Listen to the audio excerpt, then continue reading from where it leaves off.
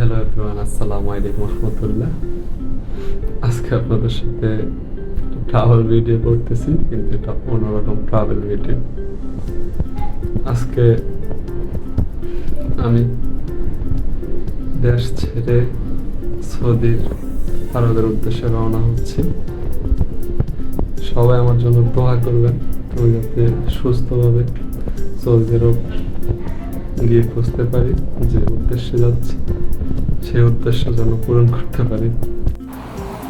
আসলে আজকে ভিডিওটা করার কোনো ইচ্ছাই নাই, কারণ নিজের মাতৃভূমি ছেড়ে নিজের পরিবার লোকজনকে ছেড়ে চলে যাচ্ছি সেই দূর প্রবাসে।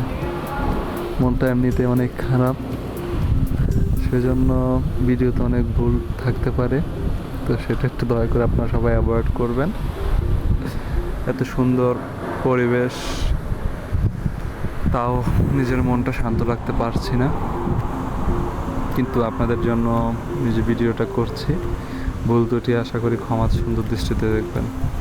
এখন আছি বাংলাদেশ এয়ারপোর্টের ভিতরে। এখানে আমি বোর্ডিং পাস শেষ করে বাংলাদেশ ইমিগ্রেশন শেষ করছি। ইমিগ্রেশন শেষ করেই সামনের দিকে ভিতরে পার হচ্ছি, আর মনে হচ্ছে দেশ থেকে অনেক দূরে চলে যাচ্ছি। দেন আস্তে আস্তে আগাইতে আগাইতে এখন আমি চলে যাচ্ছি শেষ যেই চেকিং ব্যাগ আপনার চেকিং করবে সেখানে চলে আসছি। চেকিং শেষ করতে করতেই ভিতরে ঢুকেই দেখি আমাদের বিমানটা আসতেছে। বিমানটা যখন কাছে আসতেছে তখন আমার বিদায়ের ঘন্টা বেজে ওঠার সময় হয়ে যাচ্ছে।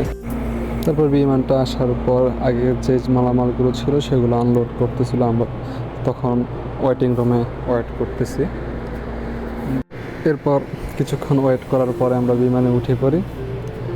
উঠে পড়ার পর বিমানটা আকাশে ফ্লাই করতেছিল। দুর্ভাগ্যবশত আমার সিটটা জানালার পাশে না হওয়ার কারণে ঠিকভাবে ভিডিও করতে পারি না। এভাবেই আস্তে আস্তে করে দেশের মায়া ত্যাগ করে দেশ ছেড়ে দূর প্রবাসে চলে আসা হয়েছে। আসলে জীবনটা এমনই, জীবনের তাগিদে অনেকের অনেক জায়গায় চলে যেতে হবে। তারপরও দিন শেষে আলহামদুলিল্লাহ। মনটা খারাপ থাকার কারণে ঠিকভাবে ভিডিওটা করতে পারিনি, এন্ডিংটাও শেষ সুন্দরভাবে করতে পারিনি। সেভাবে জন্য সবার আমার ভিডিওটা ক্ষমা সুন্দর দৃষ্টিতে দেখবেন। আশা করি সবাই আমার পাশেই থাকবেন, আমার জন্য দোয়া করবেন।